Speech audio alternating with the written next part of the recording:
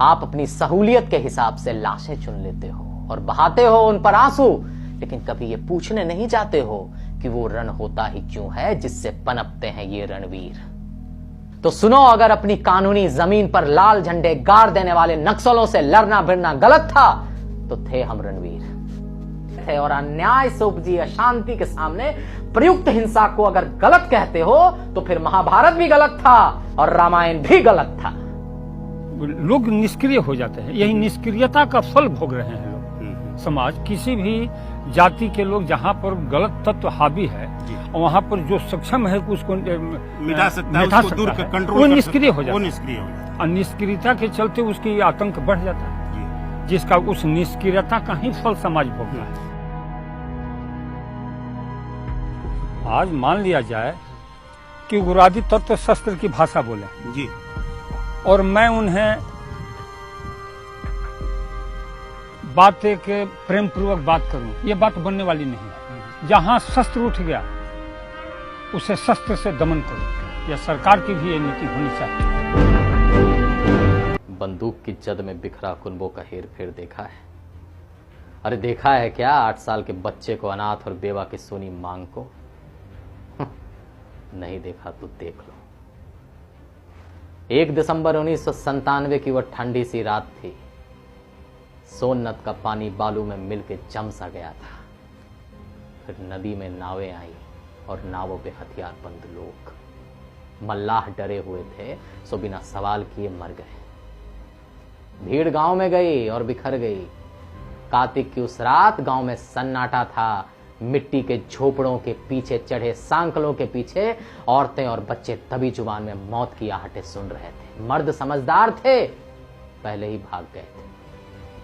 और फिर जो हुआ उसे ही शायद शास्त्रों में तांडव कहा गया होगा, मौत का तांडव। कुछ देर मादा चीखों और बच्चों के रिरियाने की आवाज आई और अगली सुबह बिहार पुलिस ने उम्मीदी आंखों से 60 लाशें गिनी थी। 60। ये गांव लक्ष्मणपुर बाथे था। ये मौत नहीं, नरसंहार था। ये हमरा बिहार था और ये हमरी कहानी थी। उसी लड़के की जिसके माथे पर भगवान ने वो जात मढ़ा था, जो जात उन हत्यारों की थी, उन तथाकथित रणवीरों की, जिसकी कहानी इस पॉलिटिकली करेक्ट जमाने में शायद ही कोई कहता। उस रात के बाद पटना से लेकर पेरिस तक के अखबारों के लिए वो हैवान थे, हत्यारे थे। वे भूमि के नाम पर बंदूक की गोलियां बरसाने वाले भूमिहार थे। वो सामंत थे। वो जंगल राज जिसे लोग बिहार कहते थे, उसके सबसे खूंखार दरिंदे थे। वो सेनारी थे, बाथे थे, अरवल के अराजक थे। आने वाले कई सालों तक आप और हम जिन्हें अपने सेमिनार और बौद्धिक बहसों में हिंसक, भड़क और आतंकी और जल्लाद कर अपनी पीठ थपथपाने वाले थे, ये वो जिंदा खूनी थे। पर आप और हम खुदा नहीं है। खुदा नहीं है जिसकी सच पे जागीर हो, और इसीलिए बरसों से दिल्ली से लेकर पटना तक अपने नाम और अपने जात पर वजह बेवजह शर्मिंदा होते होते अब लगता है कि सच का दूसरा हिस्सा भी सामने आ जाना चाहिए। वो हिस्सा सामने आ जाना चाहिए कि बातें से पहले बेलौर और बेलौर से पहले बारी की लाशों का भी सच कहा जाए, क्योंकि जिंदा कौमें अगर बेनाम लाशों में तब्दील हो जाए तो इससे बुरा कुछ भी नहीं होता, कुछ भी नहीं।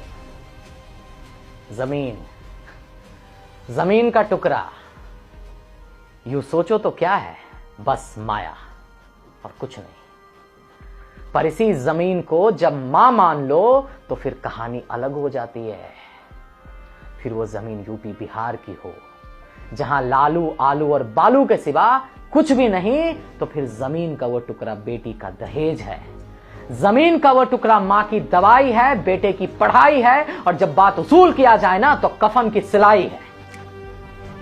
कहने वाले कहते हैं कि यह हिस्से का किस्सा बहुत पुराना है, हजारों साल से चला आ रहा दमन का किस्सा है, जहां सवर्णों ने मजलूमों का हक छीना है।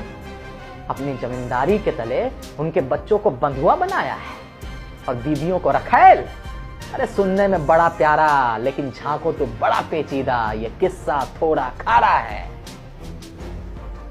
ये बड़ा आसान सा किस्सा है, सुनने सुनाने और कहानी कविता लिख बुद्धिजीवी हो जाने के लिए सबसे मुफीद, सबसे लोकप्रिय किस्सा, जिसमें नायक भी तय है और खलनायक तो खैर है ही है।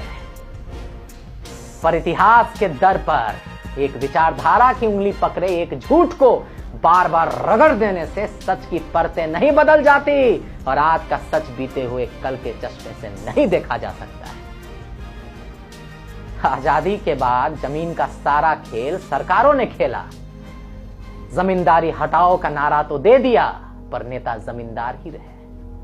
तो जमीन बंटवारे का कानून भी उसके हिसाब से बना और दिल्ली में बैठे पीएम साहिबा को लगा सब ठीक हो गया। जमींदारों की जमीन अब कानूनन बंट गई थी और गांव में सब कुछ पहले जैसा हो गया था। फिर देश थोड़ा और बड़ा हुआ। बहुजनों ने अपनी आवाज उठाई, जो उठाई ही जानी चाहिए थी। फिर उनके सरकारें बनी और उनके हाथ आई बंदूकें। कभी मार्क्स तो कभी नक्सलवाद के नाम पर जाति की छाती पर चढ़कर 80 के दशक में दशकों पुरानी रंजिशें फिर से रक्त रंजित हो गई। पर गांव की जमीन पर जाति आपकी कॉफी टेबल पर रखे अखबार वाली जाति से कोसों दूर होती है।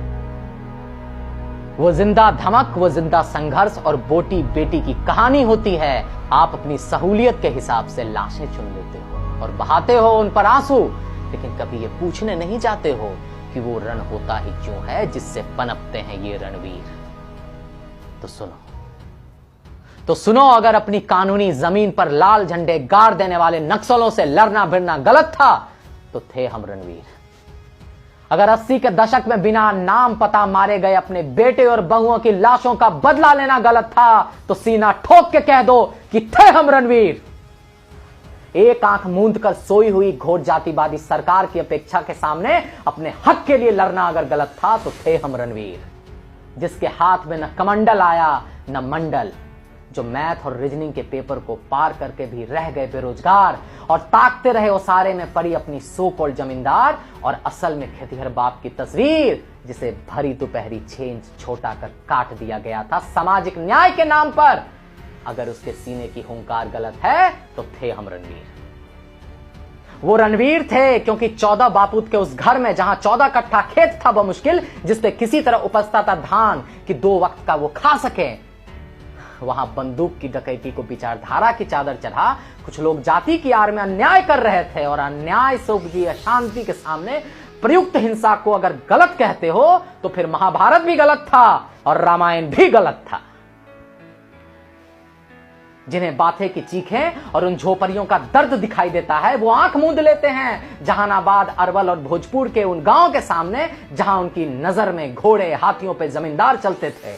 अरे बंधु, जिसे तुम आज जमींदार कहते हो, अगर समय को परखना जान पाते तो पता चलता वो किसी का बटाईदार तो किसी का देनदार था, जिसके घरों में पलते थे उतने ही बच्चे जितना उस पार के घर में थे, जिसके सपने भी बिल्कुल उनके जैसे थे और आशाएं भी, जिनके माथे पर सवर्ण का ठप्पा उन्होंने शौक से नहीं लिखाया था, जिसका बचपन ठीक वैसे ही बिखर गया जैसे कि बिखरता इस दुनिया में किसी का भी बचपन।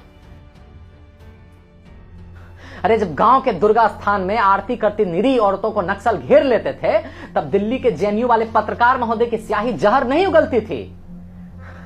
जब आधी रात को घर से खींचकर जिबा कर दिए जाते थे बूढ़े दादा अपने पुरखों की ऐतिहासिक गलती पर, तब नहीं होता था इतिहास शर्मसार। जब हमारी पीढ़ियां बेरोजगार भीड़ बन उन्हीं बहुजन भाइयों के साथ गांधी मैदान में सरकार के खिलाफ कंधे रगड़ती थी, तब राज्य की बेसुध नींद को ही नहीं देखता था। पर जब खून के बदले खून और गोली के बदले चलती थी गोलियां, तब सबको गांधी बहुत याद आते थे। गांधी हमको भी बहुत प्यारे थे सर, पर उन्होंने कभी यह नहीं बताया कि जब व्यक्ति को बचाने वाला तंत्र ही लाचार हो जाए तो उसे जीने के लिए कौन सी विधि अपनानी चाहिए। और फिर जब पहली दफे गांव में गोलियां चली तो पता चला कि गोलियों की बौछार में गांधी नहीं, गोडसे ही याद आता है। कौन सही कौन गलत का फैसला तो शायद ऊपर वाला एक न एक दिन कर ही देगा, पर सालों से एक अधपकी एक तरफा कहानी में खुद को खलनायक सुनते सुनते अब मन उब गया है, चीखने का करता है। कभी ओ मोरल साइंस के महात्माओं, लाशें सिर्फ लाशें होती हैं और हर एक लाश को अपनी कहानी बयां करने का उतना ही हक है। अब कहने को मन करता है कि दिल्ली के एसी कमरों में बैठ तुम हमारे जहानाबाद के जिंदा संघर्ष को कोई सर्टिफिकेट नहीं बांट सकते हो, क्योंकि आधी लाशें तुम्हारी गिनती में है ही नहीं। कि अगर तुम्हें भोला पासवान याद आता है पर गोलियों से छलनी किसी रामचरित राय की रास नहीं, तो बॉस तुम बच्चे हो और तुम्हारा युगबोध कच्चा है। फिर तुम्हारा सच और संत मुबारक हो। हम खलनायक ही अच्छे हैं। जय बिहार। समाज में विसंगतियां कुरीतियां पूर्व में थी जी, वर्तमान में है और भविष्य में भी कमोबेश रहेगा जरूर।